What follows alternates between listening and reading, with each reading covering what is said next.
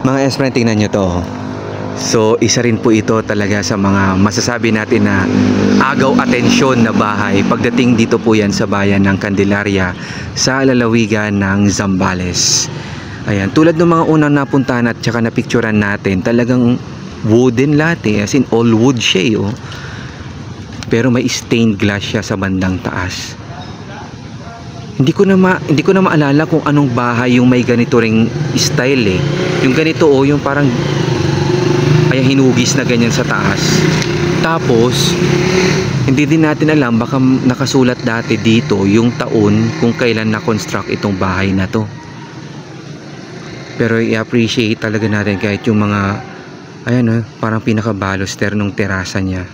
Talagang wooden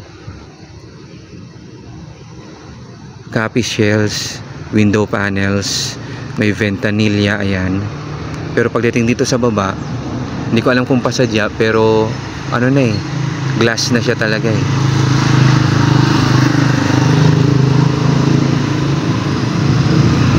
Tapos yung pinto talaga wooden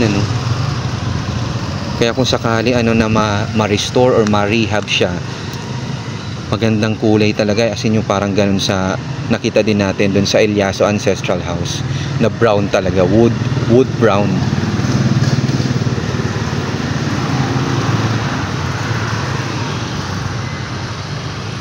Yan, sigurado mga large rooms yung nasa taas. Tapos ito pa yung foundation na nagpapa-elevate dito sa mismong bahay. Ewan pero parang ganun ata ang kausuhan dito sa mga bahay dito. Yung nilalagay sa ganyan. And alam niyo na kung bakit. Ini-elevate para ma-prepare sa, alam mo yun, mga baha.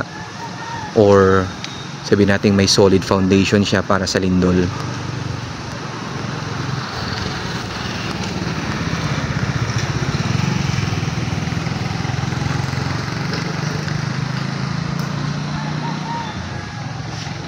Yun lang mga S-friend.